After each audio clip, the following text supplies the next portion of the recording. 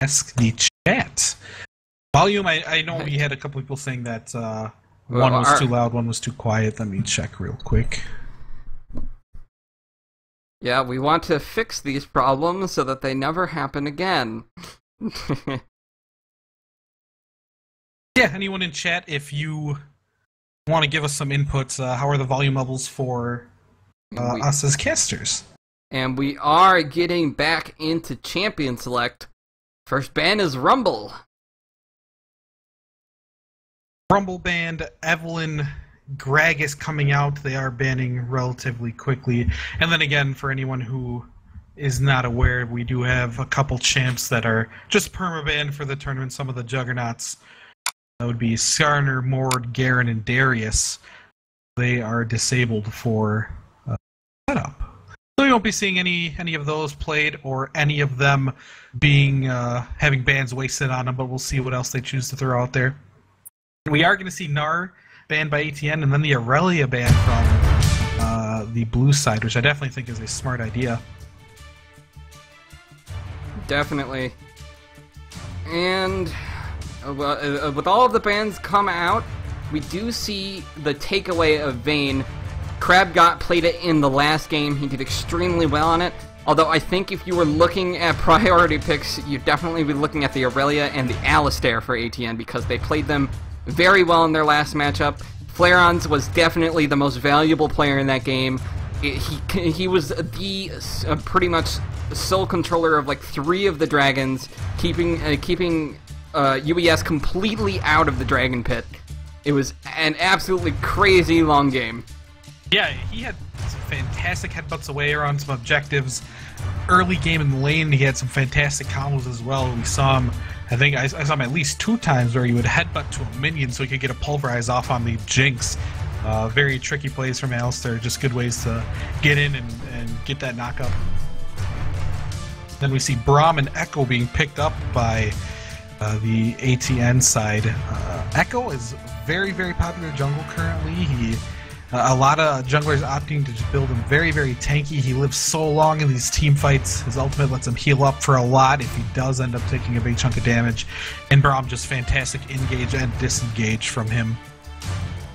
Yeah, I generally think that Braum, when you're playing him in lane, is kind of that like safe pick in lane. You pick him when you want to counter poke. You pick him when you want to protect your people. He's more of the protection, disengage style of support, and I think that's a really great thing for ATN to pick up in lieu of the Alistair, which they could have picked up anyway. But it looks like Flareon's really orients towards these disengaged-based supports. But speaking of disengaged-based supports, we have the Janna lock-in coming in from WPV. Yeah, Janna and then Elise also locked in.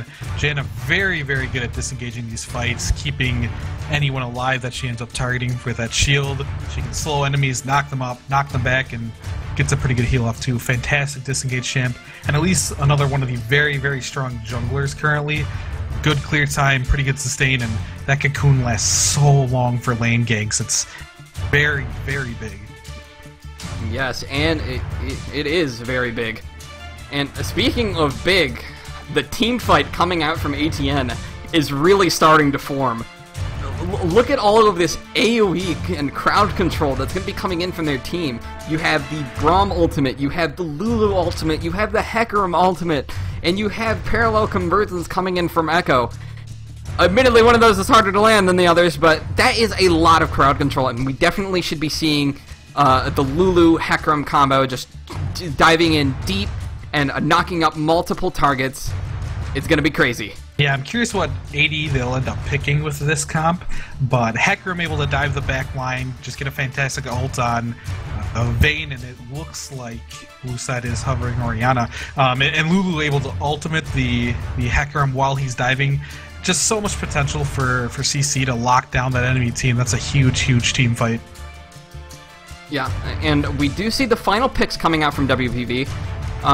I think it was a nice adaptation for them to counter teamfight with teamfight.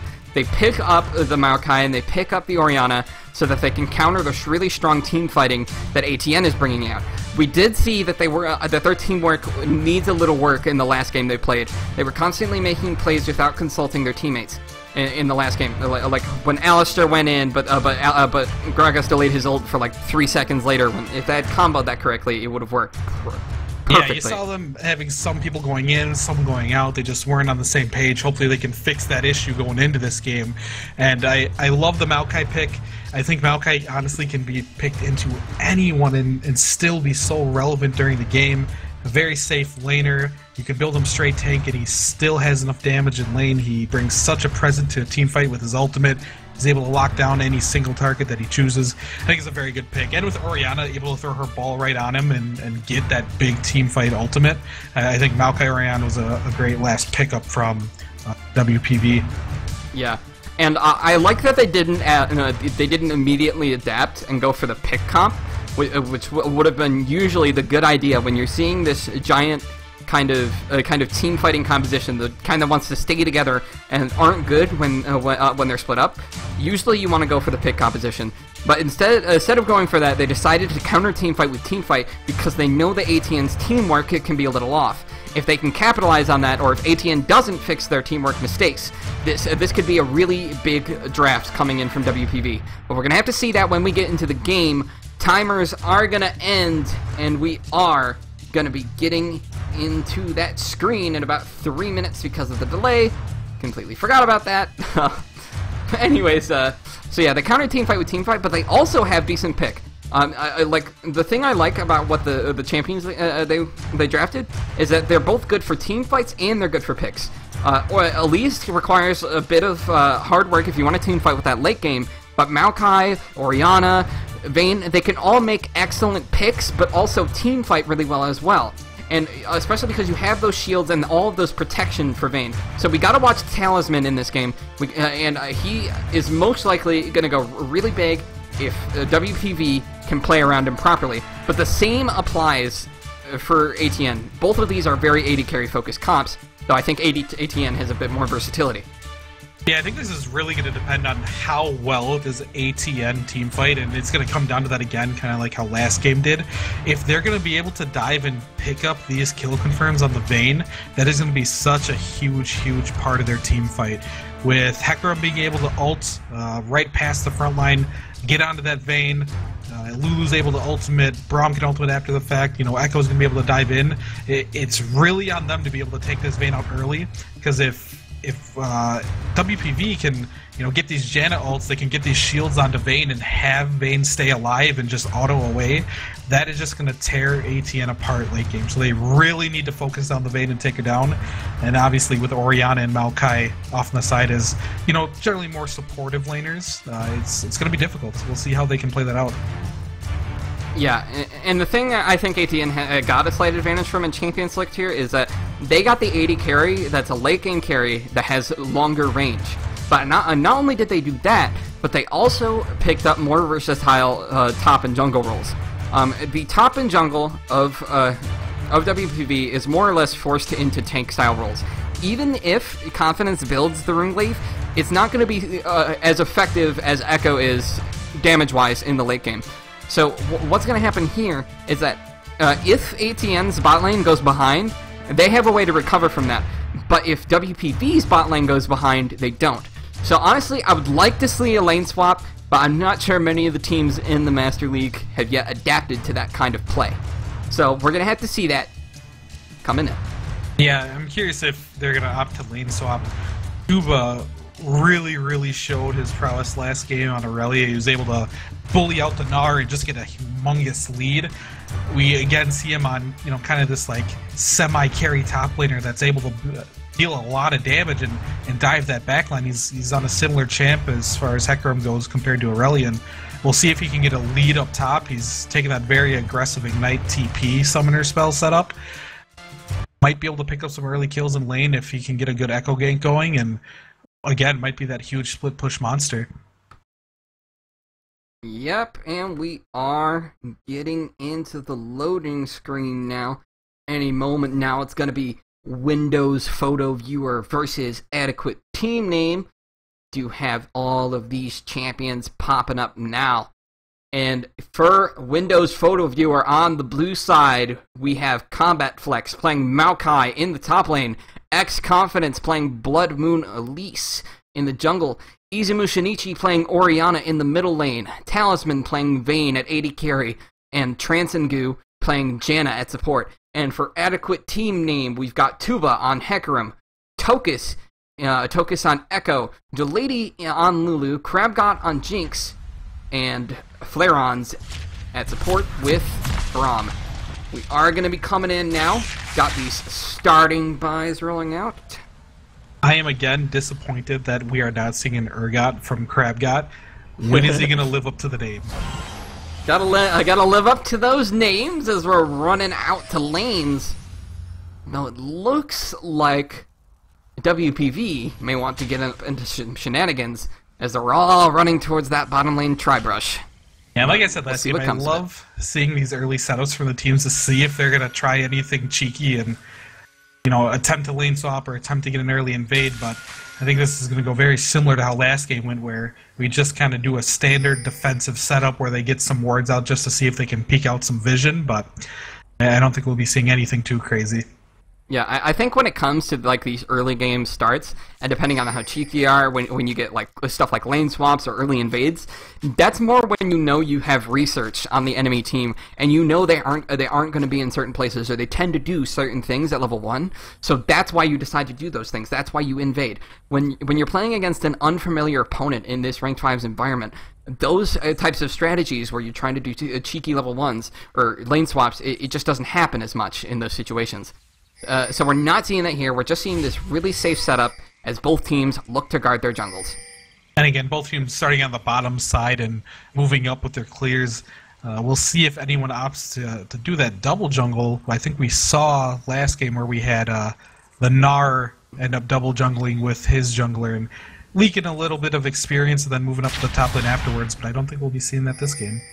Maokai looks to be just taking the Wraith camp, and then he'll be headed back up top. The one thing we definitely should see this game is better dragon control from the blue side. ATN was on the red side last game as well, but they totally destroyed on the dragon control. There was no competition in that area at all. They took 8 dragons that game, man. 8 dragons. A couple very well-timed team fights where they were able to get some picks down near dragon, and it kind of moved over towards that. But a couple other things came from them, just getting some good wards out and being able to pick the right times to go for those dragons. We'll see if they can follow that up again in this game. We definitely will. Lanes are expected to be pretty safe. Hecarim is the only aggressive type laner in this game, while the rest of them are aiming to play safe through lane, look for either mid or late game spikes, control objectives. Oh, Flametroppers comes out. Interesting to get that level 2 instead of Zap, but, you know, everybody plays the game a little differently.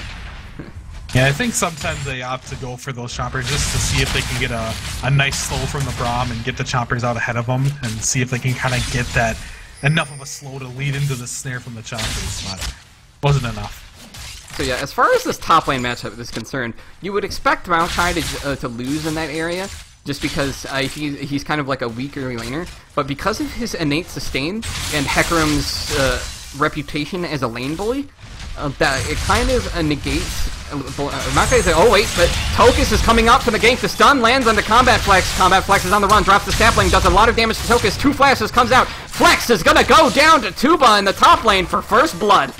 And are we going to see an attempted dive in the mid lane fails? We're going to see a repeat of last game where Tuba just gets this little bit of a lead and just pushes it out of control. Fantastic gank up top. There wasn't an early ward from the blue side up top, so Echo was able to sneak up there unseen. Great initiation from Tuba. He's able to push him back towards his own tower and lane, and they pick up that kill.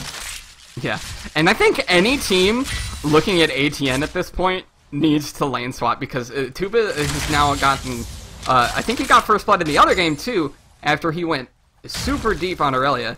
So yeah, you gotta kind of watch that kind of thing, but So if Tuba is the really big carry of this team, you got to try and focus onto him and force ATN onto a different strategy. But we'll see if Tuba can snowball this first blood. He definitely did it on Aurelia. They can either choose to do that lane swap, or they can at least choose to play a very... I mean, Maokai's a very safe laner, but try to send the jungle up top very early to see if they can get something off Tuba playing so aggressive. Confidence opted to go mid instead. He was able to burn the flash mid, just Tuba able to pick up the kill up top. Oh, Tokus is back for another gank, but Confidence just joined as well. Throws out the stun. It lasts a while on Tuba. Tokus is going to go down to Combat Flex. They're turning onto Tuba, and that's going to be a double kill for Combat Flex as they push this minion wave into the top lane tower where it's all going to die, and Tuba's lane lead is going to be totally nullified, and he's probably going to also lose his teleport. That's exactly really what nice they counter needed. gank. Echo's Coming out from up top, Confidence. looking to get another very early gank of the Maokai, just push Tuba over the top. Elise roams up top for the counter gank at the perfect time. Maokai is able to walk right towards Elise. They get a bunch of damage off from the spider hitting both of them, and Maokai getting his Q knock up on both of them as well. They're able to get a double kill up top. That's so big for Maokai. Yeah, the jungle pressure in the top lane has been excellent from both teams. Tokus's decision at a gank was not actually that bad. They didn't have the wards to secure the area though, so it ended up going there because they didn't see Confidence coming in from the flank. But Confidence reacting, knowing that Tokus was probably going to focus on the top lane after Tuba's big carry last game, was really smart. But anyways, we have a fight going on in the bottom lane. Oh, never mind. I thought that passive was going to proc and things were going to get crazy. Yeah. And I'm not turning out that way. Just missing out on the passive proc for the stun on the Janna. They're able to get a nice little Howling Gale into a Condemn to save her, but we see how dangerous this Braum pick is in lane. If he lands one Winter's Bite, they're able to get those procs off, and any stun can lead to a kill. Definitely. And bot lane building up a nice deficit onto Talisman. Now, you wouldn't think it, but as far as the laning phase goes, Vayne, as far as late game AD carries, does not have the worst laning phase of any fight. Anyways, we got a fight going on in top lane, and Combat Flex with the dual buffs is doing a lot of damage onto Tuba. Tuba has been played too aggressively this time, and Combat Flex is on a killing spree. And that's just Tuba really getting too aggressive. Maokai had double buffs. He's able to auto him as Tuba just stands on top of him. He gets that red buff proc so many times. He gets, I believe he got 2 heals in that whole setup off of his passive. Just not enough damage on the side of Hecarim to be able to take Maokai down. Maokai gets his 3rd kill of the game, and he's down 10 CS, but he might have a little bit of control on this lane. Yeah, okay, so Tokus needs to stop focusing top lane so hard at this point. Tuba is in a spot where he's not going to be able to get to a late game point where he's way ahead of Combat Flex. It's just not going to happen. Anyways, we see Tokus fighting onto Flex here. The stun lands as does the shield, but Tokus is out of mana. The passive is proxed, and now Combat Flex is on a rampage! Just another bad decision. They're forcing this fight up top, and he just doesn't have the damage. All he has is a Cinder Hulk here. He just doesn't have the damage to take the Maokai down. Oh my goodness, this is happening again. So the reason you have to be so careful of this Maokai coming into lane over and over again is he has innate sustain. It doesn't matter if he hasn't backed or if he doesn't have items yet. Every time he casts a few abilities, he gets a shot of health back, and he doesn't need to use a potion to do that. When you need to regen, you need to use a potion. That's a very bad thing when you give Maokai a lead, because at this point now, oh wait, in the bottom lane we got a fight going down. Heal comes out from Talisman. Flareon's looking to apply the passive. He flashes and lands it. Flareon's is going low, however. Talisman secures the kill and flashes away. Crabgod is out of mana, so he is just going to run away with both of his summoners gone. But Tokus looking for the counter, looking to gank. Transon is low on mana, but with Crabgod so low, it wouldn't be wise for it to keep pursuing this, especially as looks like Confidence is looking to counter. And with every one of these kills that has gone over to the side of blue, it's just ATN getting so aggressive. They're forcing these fights. You saw Flareon's there flash forward to proc that stun. He just didn't have the damage to take Vayne down, and Vayne picks up a kill on the Braum for it. Yeah, and we do see Hecarim running around out of the top lane. WPV did try to start the dragon here. It's a little bit early in the game for that, however, and Talisman was already low from the previous bot lane fights. Oh! That was close! I think the Janna got a shield off right before that rocket hit. It did. What a save. What a clutch shield from the Janna. If that was a shield reaction. off, that's a kill for the Jinx, and that's big, but fantastic shield. Good reaction time. Yeah, that reaction was spot on.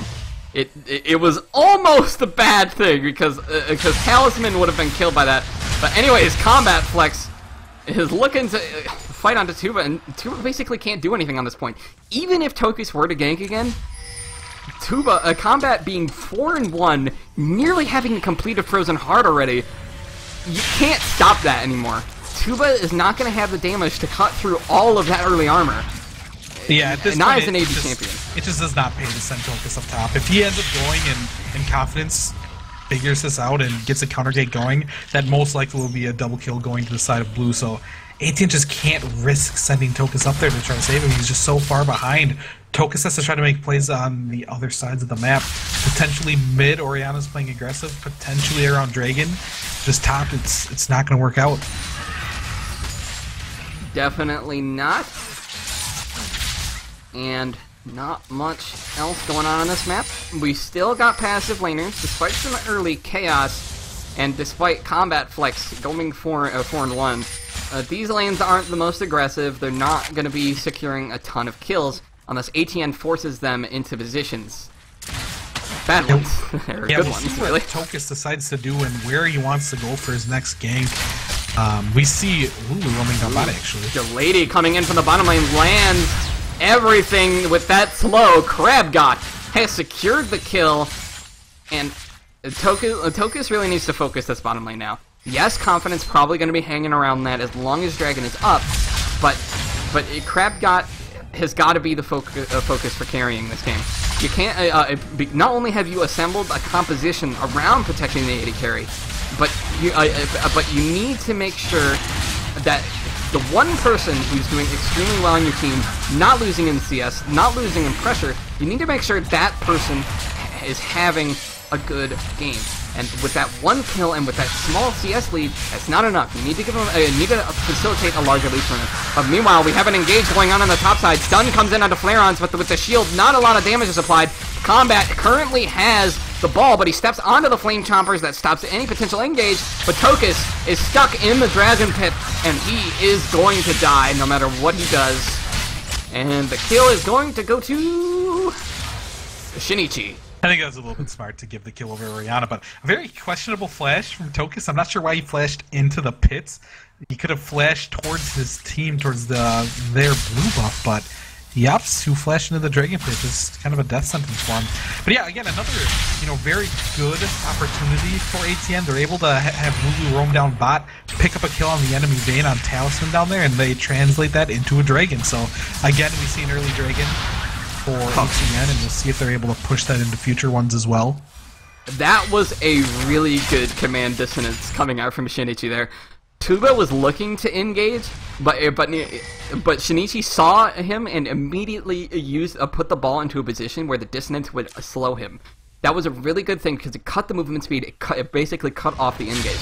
Because if Tuba had gotten a few more steps, then he would have been able to start the fight. And you don't let your enemy do what you want. But Combat Flex fighting Tuba in the top lane, getting a lot of the damage trade in his favor. But again, he's Maokai, so he's not going to be really killing the enemy unless they're diving him and trying to die. Yeah, and again, we're just seeing that big discrepancy top lane. Last game it was in Tuba's favor, but here we see Tuba's been caught out, but the heal comes out. Crabgot still manages to proc the passive after all. The ult comes out from Flareons. The passive is not going to get procced onto Talisman as he flashes away. Talisman stuck under the turret. Stun goes against the wall. Confidence is coming in. Throws out the stun, but Flareons flashes away. Looks like that's going to be the end of the fight. No! Tokus looking for more. Uses his stun, but it does not connect. Talisman getting low. He kills Flareons, but it looks like he's going to go down too, despite the shield attempt. Crabgot is out of mana. No more rockets coming in from him, and Izumi has the red buff. Tokus is caught out between a rock and a hard place. Tries to ult back, but it's not going to be... Oh, wait, yes it is! Here comes the heal, but Shinichi still secures the kill.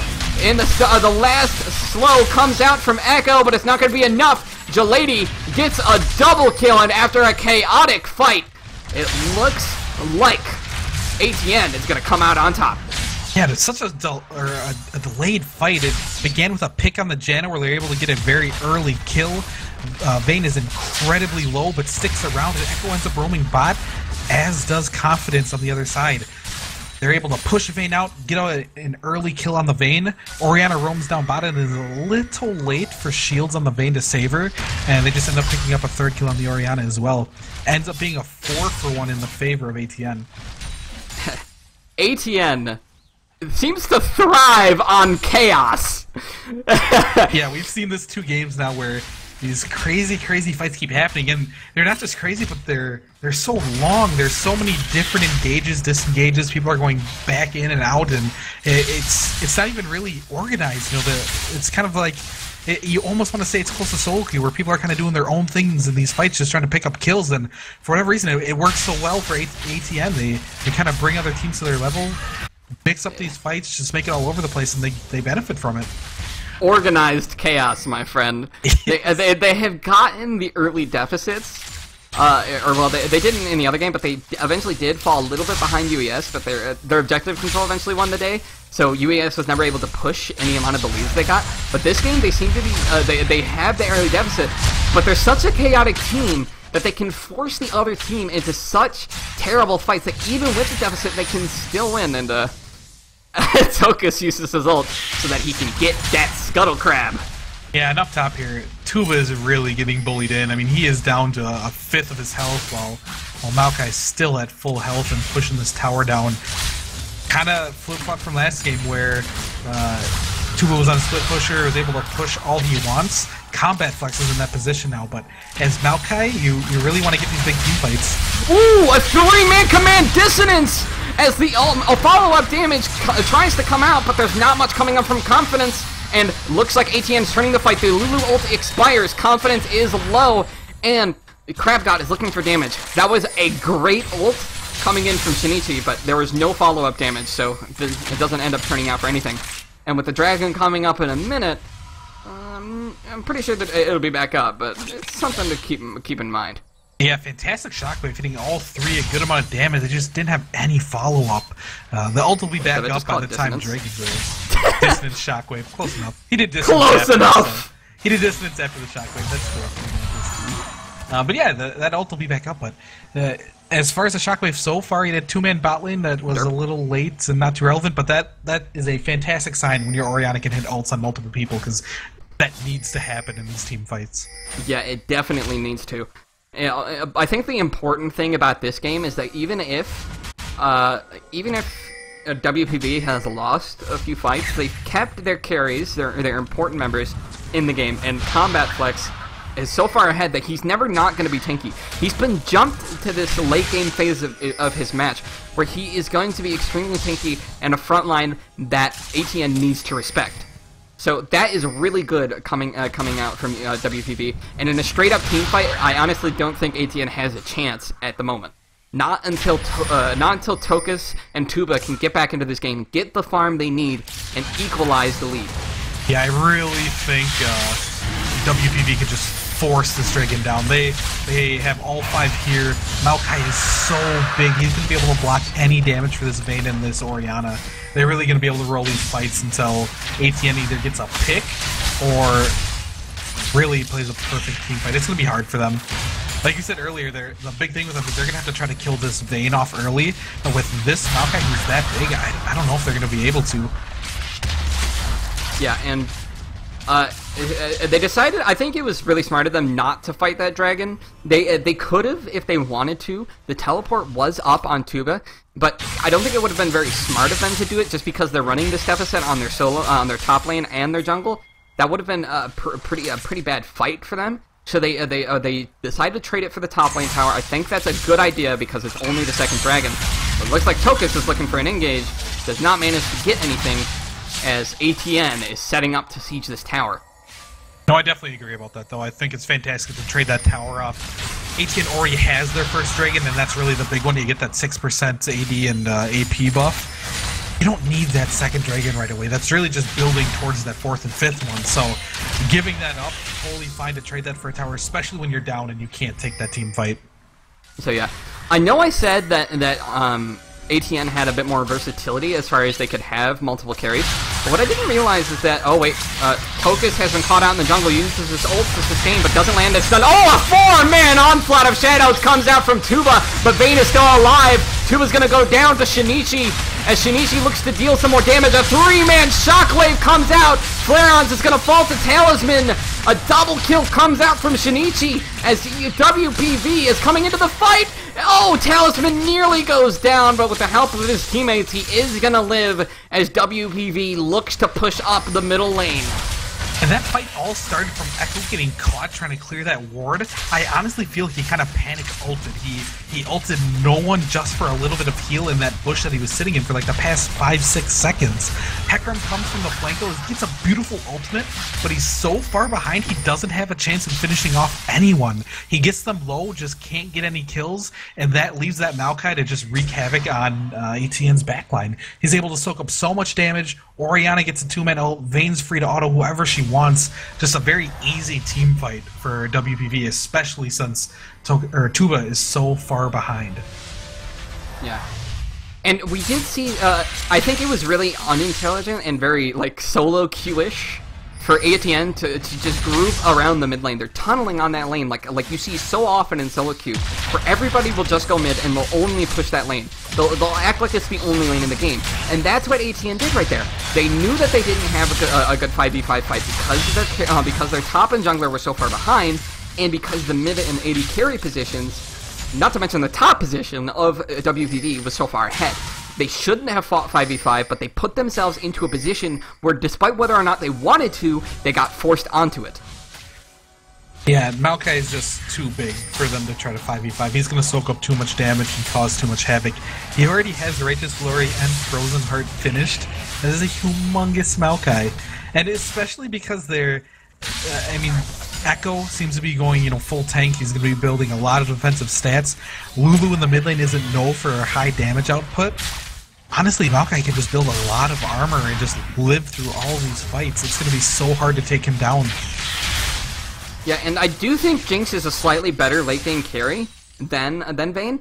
But with the way the game is going, Talisman has gotten so much more early gold, despite the CS lead, that I think that he is going to hit that super late game stage of power faster than CrabGod is, as long as they don't let a Talisman fall behind too much further in CS, and they keep protecting in fights so that he can keep dealing the damage, keep getting those kills, and keep snowballing.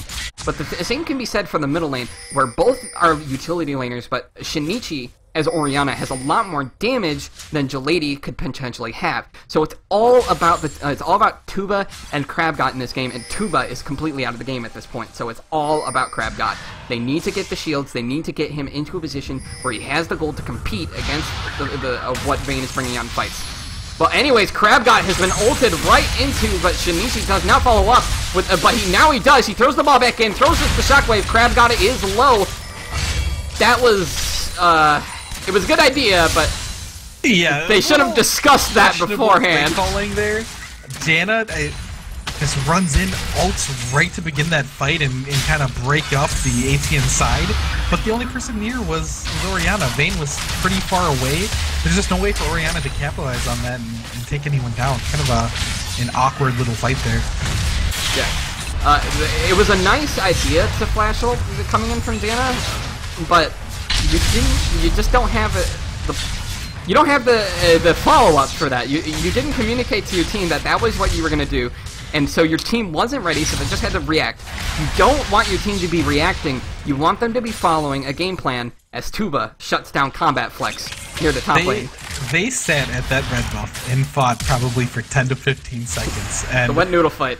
I thought nobody was going to die, man. That's why I didn't play-by-play it. Maokai, you have such a big lead, but you build straight tank. You don't have the damage to just 1v1 Tuba in this extended fight. I mean, he's still going to have a big lead even after that death. But not to mention that Maokai so unnecessary. Maokai is a more late game oriented take, and he doesn't have a ton of armor tank stats built up yet. He has good ones for deflecting in team fights, but not for facing single targets. Whereas Hecarim just hit a Trinity Force, which is probably the best mid game item in the game. as ATN secures the And a dragon. really big But oh, here comes the engage home guards. No righteous glory, but it was the Oriana hopping the speed in. Tuba does not arrive in time. That's going to be a kill coming out for WPV as they look to engage onto Tokus. The ult comes out. That may have been unwise. Tokus is receiving hits. He drops the parallel convergence, but the stun is not going to come out as he dies before the ball hits the ground. That's going to be 2 kills picked up for Combat Flex, making up for his little mistaken 1v1 near the red buff. And they might go straight over to Baron here. Yep, they're going for Baron now. They don't have the vision, and the top lane is not pushing in their favor, but they do see Tuba, and they're going after him, but there is no third proc for Talisman. And if they're going to do this Baron, they need to do it now. The jungler is down, and 2 members of ATN are pretty far away. And Maokai is so tanky, he can take this Baron, and they have Veins just to mow this down. There's no smite on the side of ATN. Yeah, now this is something you can tank, Flex. And the attempted steal does not come through. Confidence secures the Baron. Tuba goes down to Talisman. A flash over the wall. A combined ultimate coming out from Shinichi and Flex. Flareons is going to go down to Talisman. Is he going to get the triple kill? He's looking for Crabgot, but with the slow, I think that's going to be the end of it. As WPV either is going to just have that Baron, go back to base, spend their newfound gold, and use their newfound lead. And that is all just from confidence in WPV knowing that they can take that. ATN gets a very nice pick off on that top lane fight where Tuba was able to solo Combat Flex. They get a pick on confidence, and then they get a Dragon. But the thing is, Combat Flex got a good home guard teleport in to pick up a kill on the Braum. Tokus does a very lazy recall in that bottom bush where they end up catching him out, eventually picking up a kill. They just got 2 kills, got a Dragon, gave 2 back, and then gave a Baron away. Just off these lazy plays where all they needed to do was just back off, play safe, you get a free Dragon and kills. Instead, all of a sudden, you're down more kills and down a Baron. That is so big for WPV. Yeah, and with WPV now having this enormous lead on late game champions, it's pretty much jumped them towards that late game state. It's not going to take them much longer to hit those items that where they're doing so much damage that you can't contend with it unless you have similar builds. And despite the fact that, yes, ATN is stronger in the mid game, with a 5,000 gold lead, that's not going to mean much. Their Maokai is 6-2-6. Vayne has the same score. These are monster game spikes for these 2 champions. Vayne is going to be able to do so much damage with that tanky Maokai protecting her. These teamfights are going to be so hard for ATN. Yeah, WPV has gotten so far ahead on all of their champions that there is no way that any of them can ever fall behind at this point. It's 30 minutes into the game. Vayne has just picked up the Infinity Edge as their 3rd item. What an aggressive build. Hey, that's my Vayne build right there, man. Blade I build that every game. To IE. Very, very aggressive. Although I think you should probably get tier 2 boots at some point. Who needs boots when you have damage? When you have a 6-2-6 Maokai protecting for you, who needs boots? Tuba might be looking for something on the top lane, decides not to. Good decision. Some traded damage calling out from Shinichi into the bot lane on Gelady. So Gelady is going to run away, and Oriana is using the ball to zone and get free auto attacks on the turret as their AD carry joins them. And this turret is going to go Oriana down. is big as well. And Lulu going Gelady trying to engage, but he's all alone. What are you doing? Talisman is unstoppable. He's looking for more. The Flareon's ult comes out, but no damage gets dealt to Vayne because of all the shields. Double kill comes out from Talisman even as he's exhausted. Minions are flowing up the bottom lane, and there's 30 seconds before 2 people respawn, and Tuba is still hanging in the top lane, so there's no one to stop this push in the bottom lane as Tuba tries to fight Combat Flex. ATN and they're going to pick up an stop. inhibitor here off those kills. Yeah. They're going to give it an inhibitor. Tokus looking for the fight, but Confidence is zoning him off of the Janna. Combat Flex is fighting Tuba in the top lane. He has the advantage on the health, and that helps him nullify any damage advantage. Ooh! Tokus has gotten the kill, gotten the reset on the Crab God. He's looking for more, but with that stun, it's going to amount to nothing. Yes, WPV lost one, but they got the inhibitor turret, and they can come back for that later. Dragon up in 1 minute, so they're not going to have any missing players for that, and that's the most important thing. Yeah, very strange decision by ATN. Lulu goes in very aggressively, ults herself, gets a knockup on one, but there's just no follow-up. We've seen this 2 games now where ATN kind of has these very strange team fights where they're not on the same page, and it's really costing them. They were, luckily enough, able to save that inhib, but WPV is going to be able to swing right back for it. And I think that ATN has 2 problems. They're not accounting for the things they can't see, and they're not playing as a team. They're playing as strong individual players, and you aren't going to win in this type of environment with that kind of work. WPV is working together a lot better. They're making the right calls, they're taking the right objectives, and they're taking the team fights they know they can win. They've established complete vision control over this dragon area. This is what a team does to control an objective.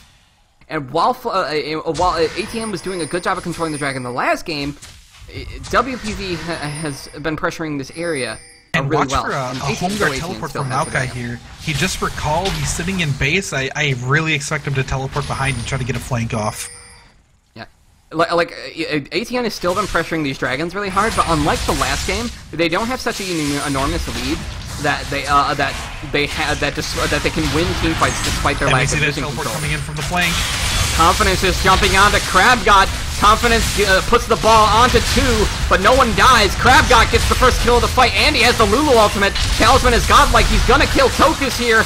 Double kill for Talisman. He's looking for more. Triple kill. This is gonna be a quadra kill. Is he gonna get the penta? He's looking for Jalady. That's gonna be a penta kill for Talisman. And it looks like they're gonna push up the bottom lane. Can they win the game right here? I don't think so. They only have 10 seconds, but they are at least going to get the inhibitor. And with that pentakill onto Talisman, that's going to be a really hard time for ATN to come back now. And this is, again, ATN picking a bad spot to fight. They already have 2 dragons. They don't need to pressure this one. They can try to turtle, find some picks, and slowly crawl back into this game. But instead, they decide to aggressively position around that dragon. And Confidence is able to jump in, initiate a great fight. Combat Flex gets a very good teleport home guard, able to get in. And again, Talisman just goes untouched. There's nothing they can do. They're constantly running away, and he ends up picking up a pentakill. Yeah, and it really seems that ATN needs to work on their general strategy. Like, in both of these games, they, despite strong individual performances, not only have they shown a lack of teamwork, but they've shown a lack of strategy. They funnel onto very predictable strategies, and you can see that in how long it took them for them to end their last game. It took them 48 minutes, despite an extremely large gold lead. And they nearly lost that game due to comebacks. It's because their strategy has not been very effective, but they are gonna pressure this Baron.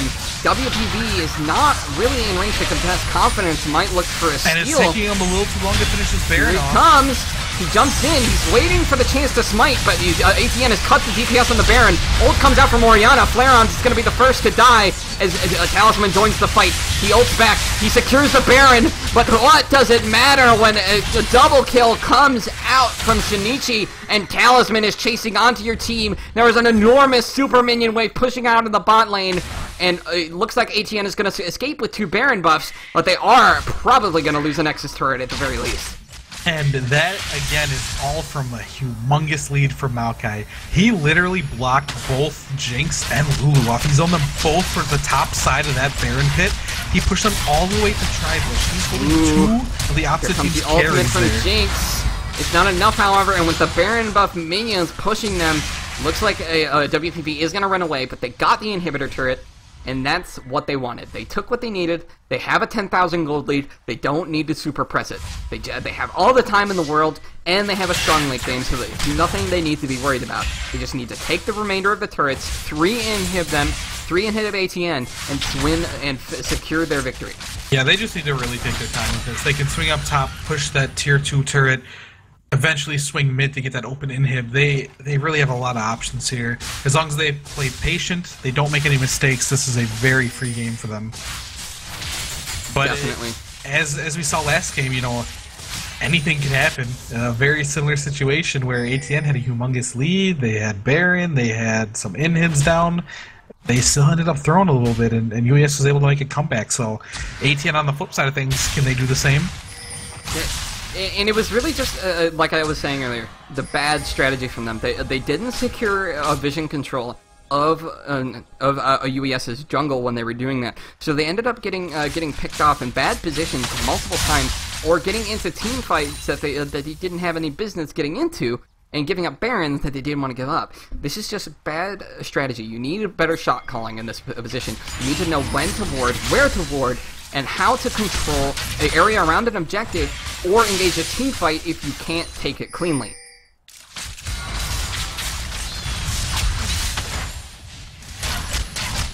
And we do see WPV pushing up the top lane now. They've secured another tower with the humongous lead.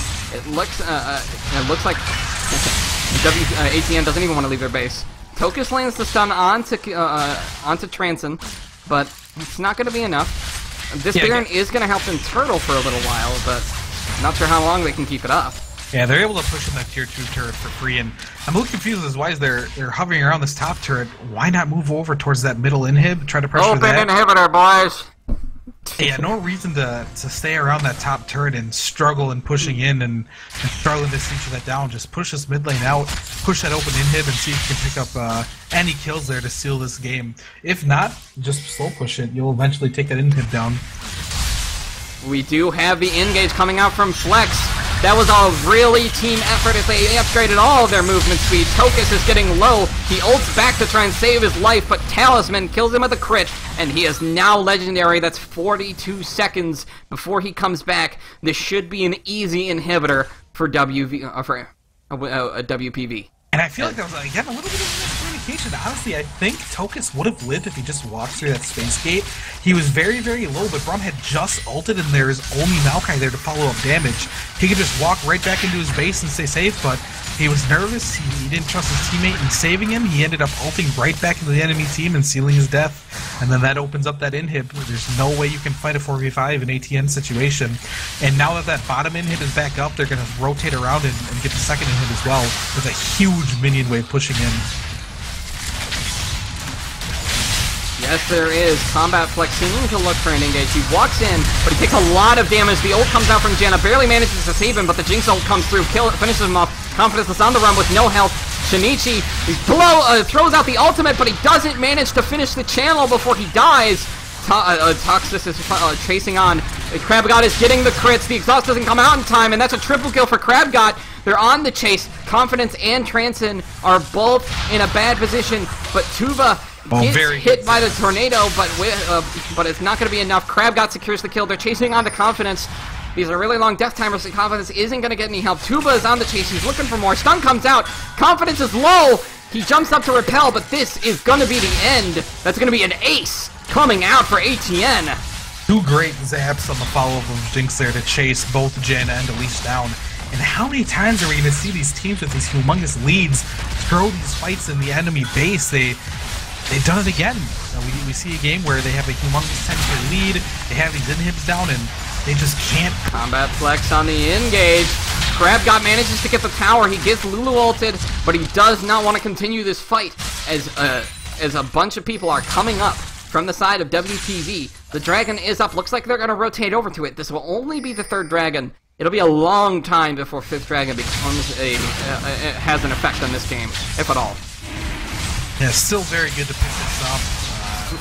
Keep getting their third dragon. If they can stay alive and still pick up that fourth, they just have the threat of fifth dragon there. So Shinichi confirmed not Power of Evil. Yeah, they're able to pick up that ace. They get 5 kills. They're able to push down an inhib tower.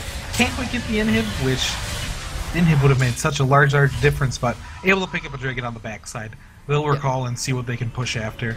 That was Combat Flex's mistake. He was way too deep. He forced a lot of utility to be used on him to protect him from all of the damage he was receiving. And when that was gone, not only were his entire job of tanking negated, but with all of the utility was spent. So Talisman was not able to get the protection he needed in the following fight. it was really unwise of them to be pressuring that inhibitor when they weren't ready for the fight. They didn't have any of their movement speed buffs left, and they need that to engage. They need to get through the massive amount of disengage coming out from that side so that they don't get immediately engaged on and die a horrible death. And teams positioning around Baron here, trying to get some vision. It's going to be up in 20-ish seconds, and that's the next big objective. We'll see if either team tries to rush that down, but who's going to get the better vision and who's going to get that better positioning on it?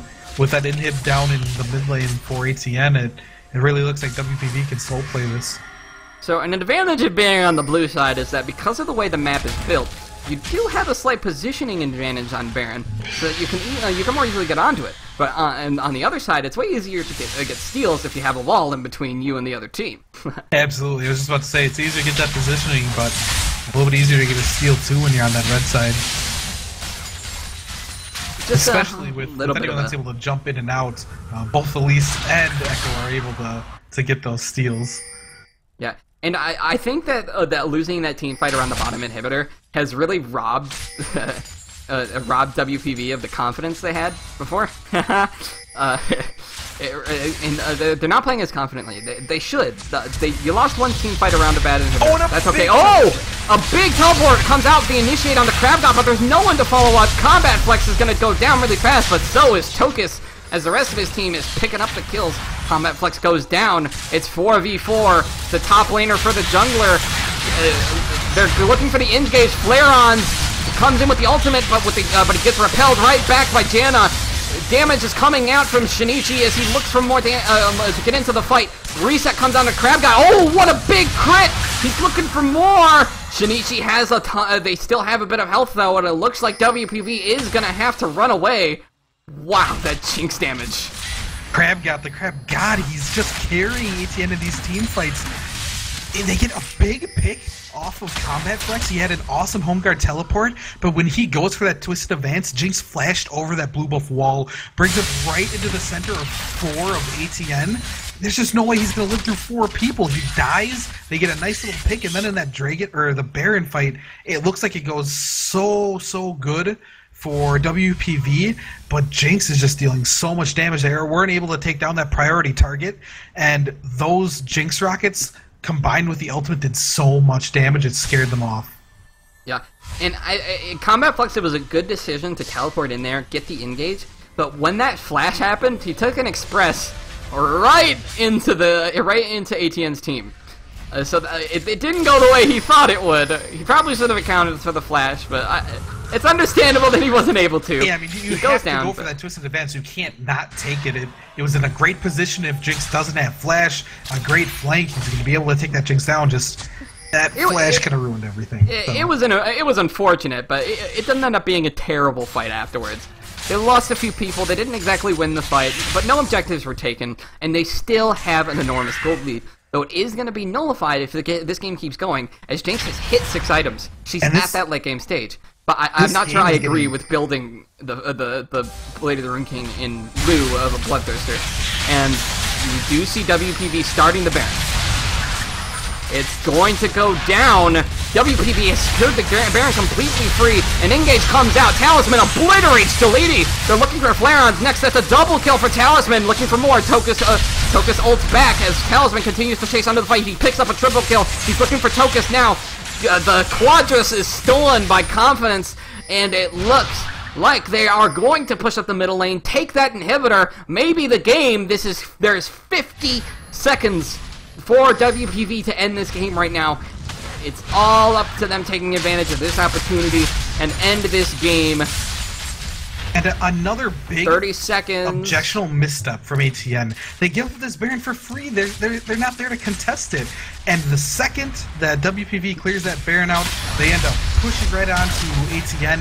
This time Jinx doesn't have flash because they know that they burned it in that last fight.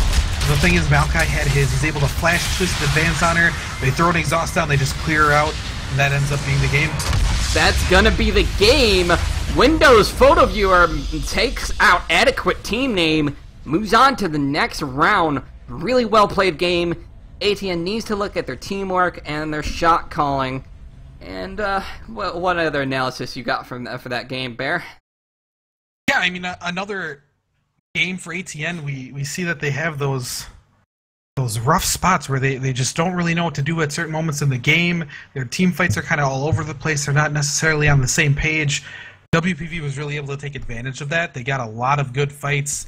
They had a huge lead early. They got a couple picks, and again we see kind of this strange throw late where they lose a fight at ATN's inhib. ATN's able to push and get a inhib turret, and you kind of get these little flashes of how a team's going to throw, but WPV able to close it out after. Maokai was just so big. I mean, he just had such a big lead. He was so tanky in his fights. There's just really nothing that ATN could do after he got such a large lead.